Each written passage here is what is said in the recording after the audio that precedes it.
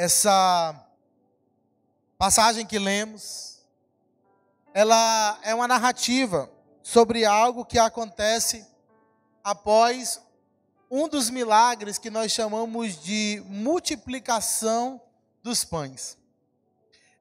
O capítulo 6, ele abre com a narrativa de João sobre este milagre. Este milagre, aliás, é o único que está escrito nos 4 evangelhos. Parece que aquilo chamou a atenção dos discípulos de tal modo que João e Mateus deixaram registrado. Pedro influenciou a Marcos a registrar, e também as investigações de Lucas.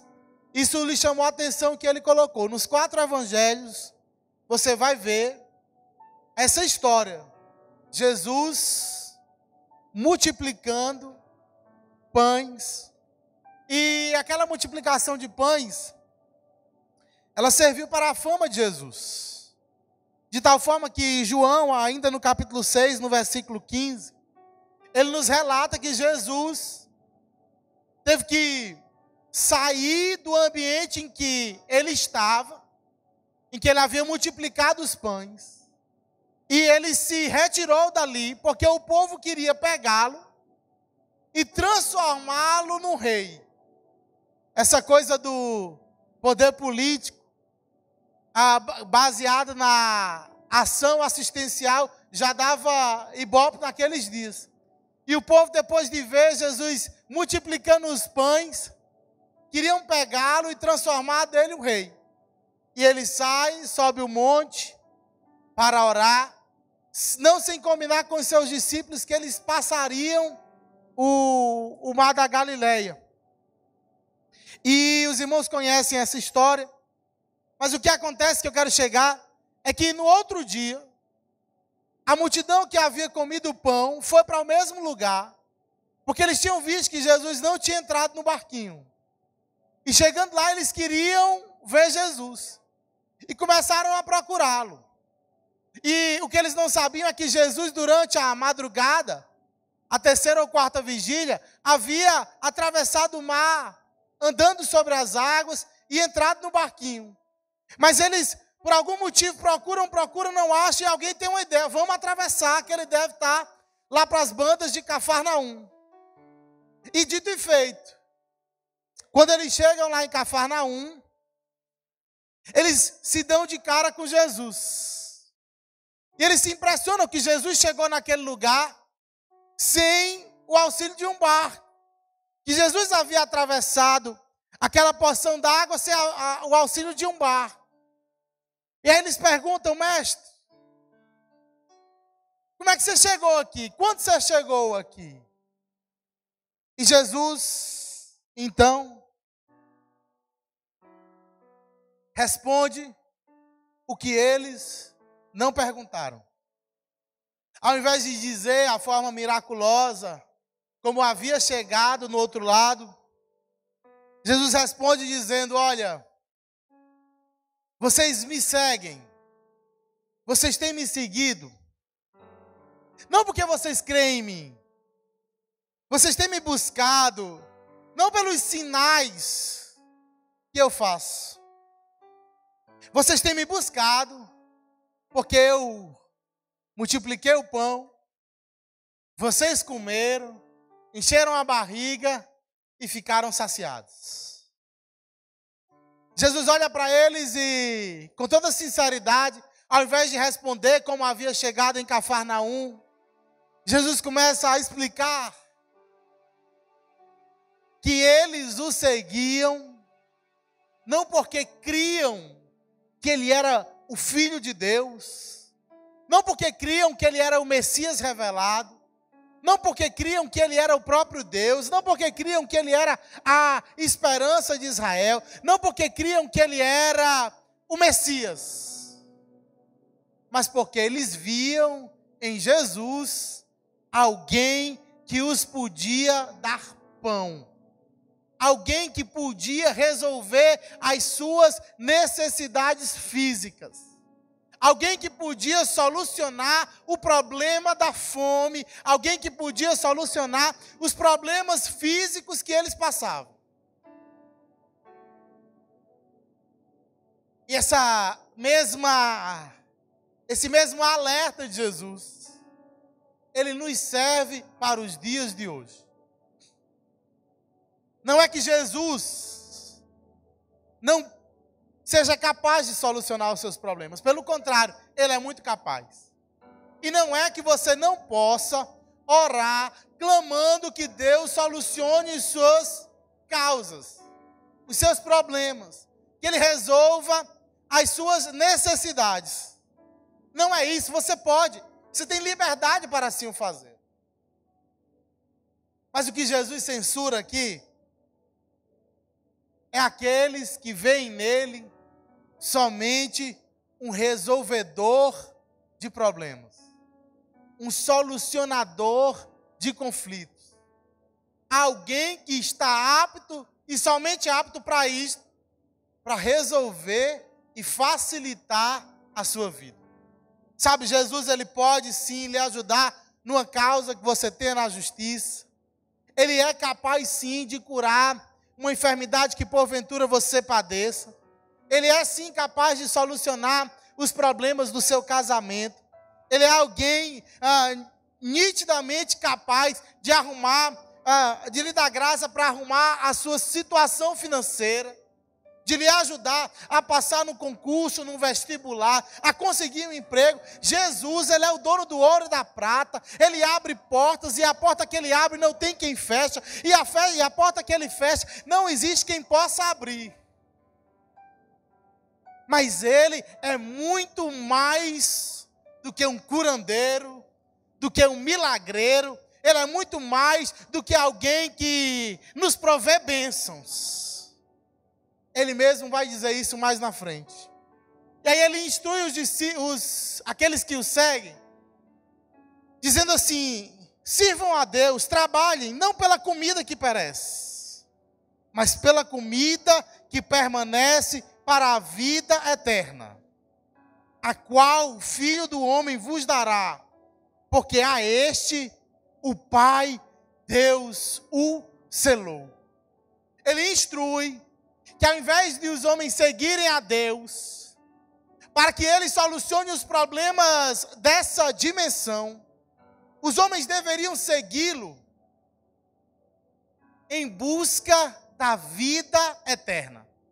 Os homens deveriam servir a Deus com os olhos fitados, não nessa realidade palpável somente, mas com os olhos fitados na eternidade. E aí, aqueles que estão ouvindo Jesus levam isso para o mérito. Se você observar no versículo 28, eles indagam qual a obra então que eles deveriam fazer.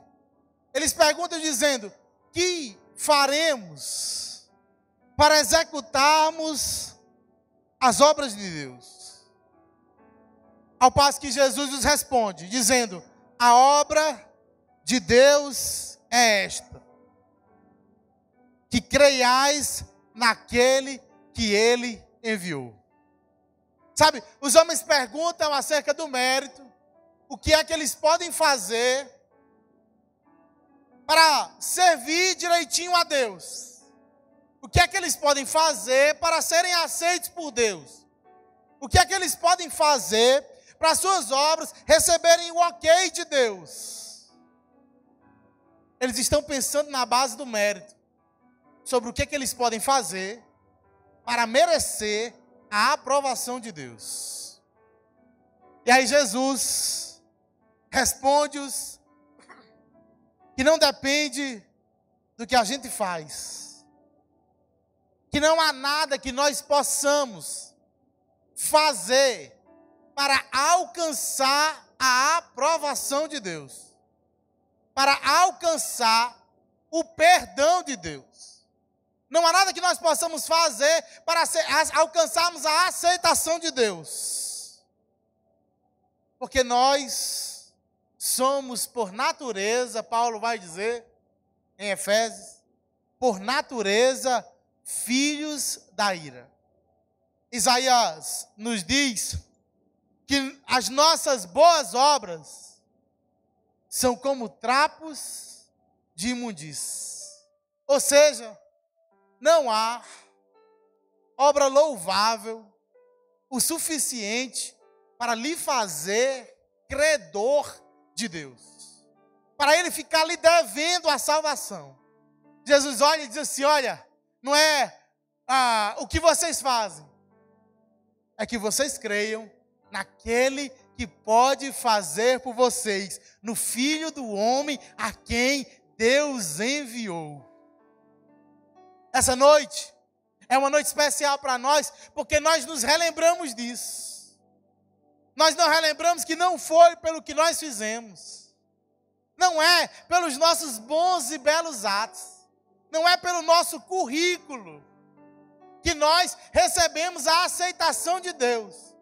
Ao comermos o pão, nós lembramos que é pelo que o Filho do Homem, a quem Deus enviou, pelo que Ele fez, tendo o seu corpo rasgado na cruz do Calvário. Ao bebermos o vinho, nós nos relembramos que foi pelo sangue justo de Jesus, vertido na cruz. Foi esse sangue que lavou a nossa vida manchada, a nossa vida escura pelo pecado e nos tornou alvos mais que a neve.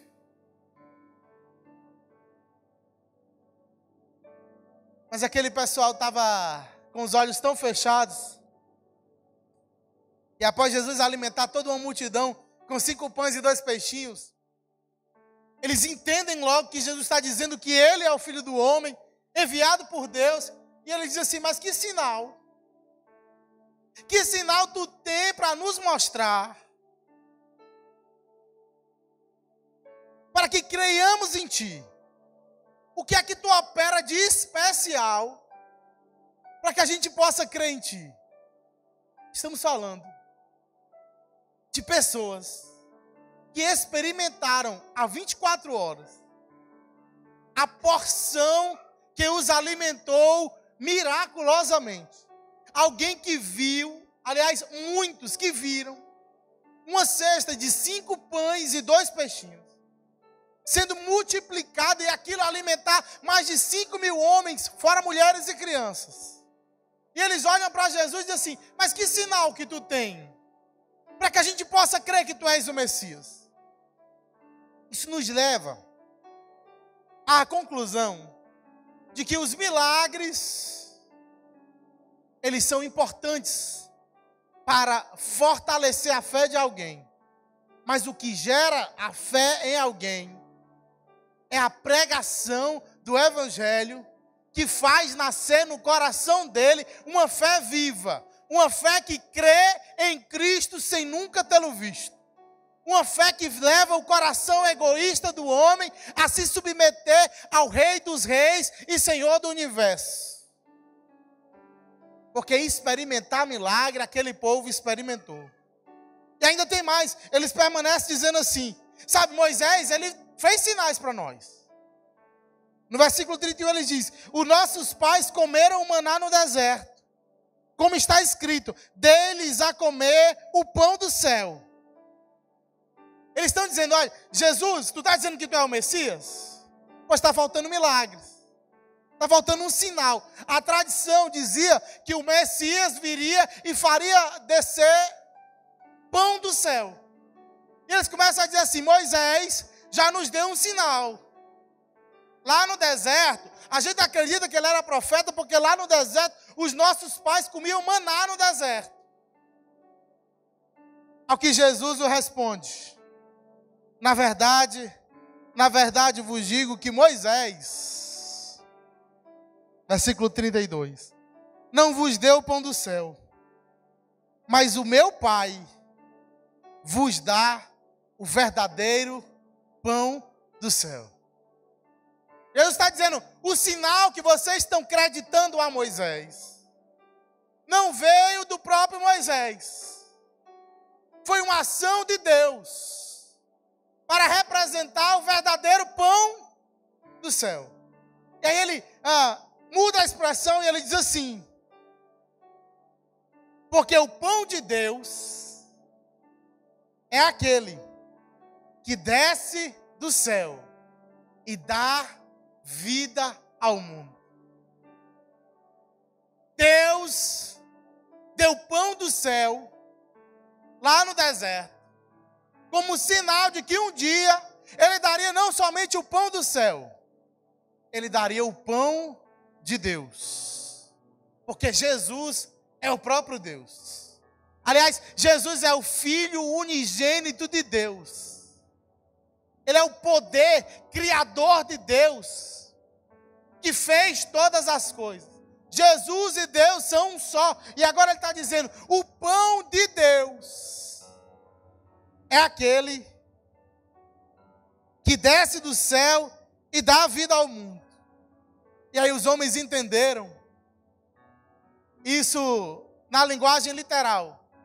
Tal qual Nicodemos, quando Jesus diz que o homem, que ele precisava nascer de novo. Ou que a mulher samaritana, quando ele fala com ela, que de quem cresce nele, sairiam rios de água viva. Eles entendem no literal e dizem assim, Senhor, dá-nos sempre deste pão. E aí, Jesus aproveita a deixa e declara uma das partes mais lindas do Evangelho, dos Evangelhos. No versículo 35 de João, capítulo 6, apenas de João escreve o que Jesus diz. Eu sou o pão da vida. Aquele que vem a mim não terá fome.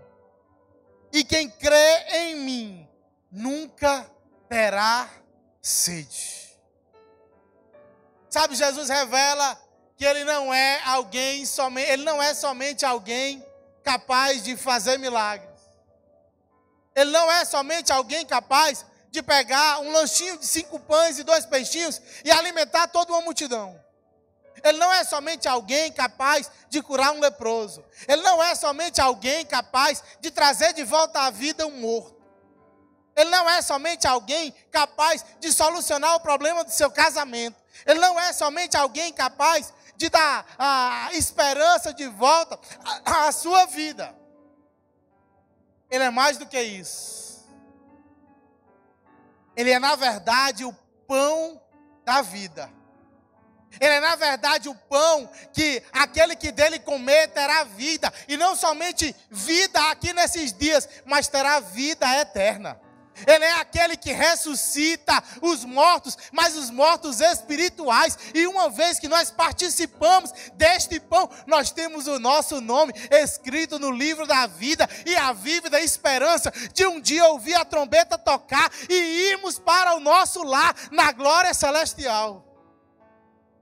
Ele é aquele cujo sangue mata a nossa sede de felicidade, porque a felicidade ela não convive com a culpa, e o sangue de Jesus nos limpa de toda culpa, ele nos expia de pecados, e agora nenhuma condenação há para os que vivem em Cristo Jesus, que andam segundo o Espírito. Ele é o pão da vida, porque ele mesmo se entregou pelos nossos pecados. Quem chega-se a Jesus por milagres pode esquecer ou nunca saber quem ele é. Aquelas pessoas que andavam que seguiam a Jesus, que saíram de uma cidade, atravessaram um lago e foram para outro lugar, elas seguiam Jesus, mas não criam nele. Mas Jesus agora fala sobre si mesmo, e ele usa a expressão que os judeus conheciam muito bem. Quando Moisés vê a sarça ardente, recebe de Deus a comissão de libertar o povo, de ir até o Egito, libertar o povo de Deus, ele diz assim: ei, Deus, o faraó vai me perguntar quem é tu, como é o teu nome, e o que eu digo, o que eu respondo? Deus diz, pode dizer o meu nome, eu sou. Jesus pega a mesma expressão e lá no Novo Testamento, para aqueles que o viam, mas não o conheciam, para aqueles que o seguiam, mas não criam nele, ele usa a mesma expressão e diz: eu sou o pão da vida que sustenta você fisicamente. Eu sou o pão da vida que sustenta o seu espírito para a eternidade. Eu sou o pão, e quem de mim comer jamais terá fome, e quem de mim beber nunca mais terá sede. Porque nascemos com fome e sede de felicidade eterna. Porque a nossa natureza é faminta. Faminta porque o pecado nos deixou chagados. Quem comeu do maná no deserto morreu. Mas quem comer de Cristo tem uma promessa.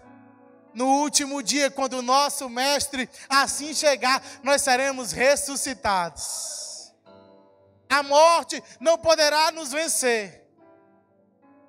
E quem em Cristo crê, receberá do Pai a glória, lugares celestiais. Receberá do Pai o justo descanso. Receberá do Senhor a promessa de viver com Ele no novo céu e na nova terra.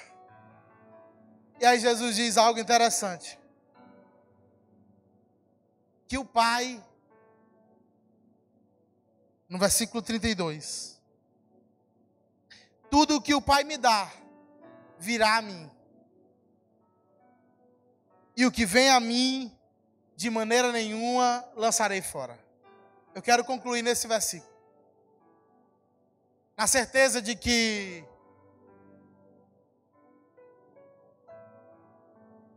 não fomos nós,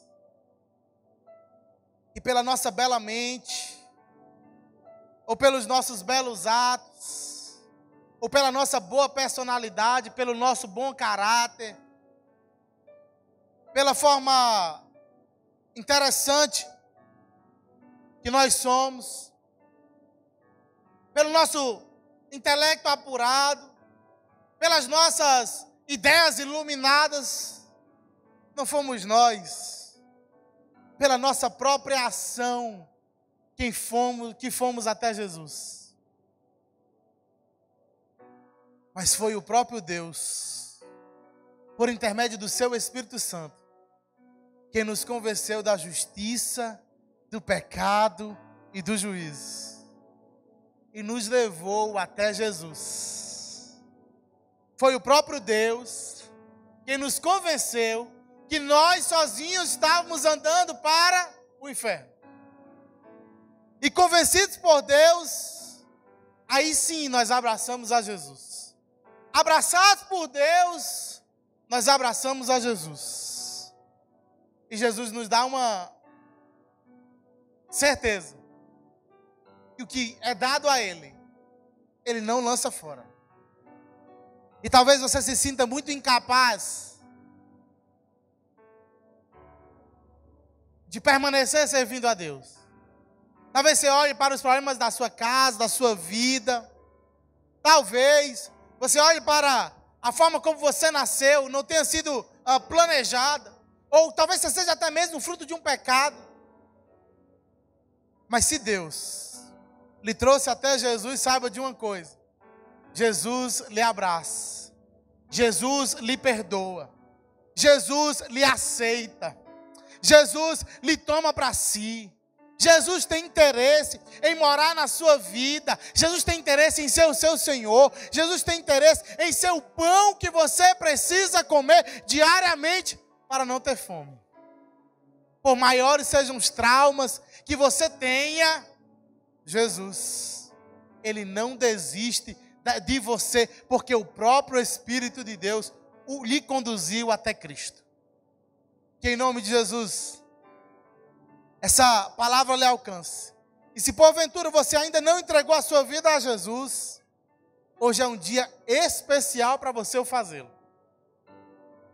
Porque Ele precisa ser para você mais do que alguém que resolve as suas causas.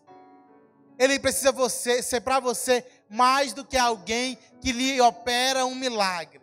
Mais do que alguém que lhe soluciona um problema. Sabe, muitas vezes as pessoas não querem Jesus, dizem assim, não, faça só uma oração por mim.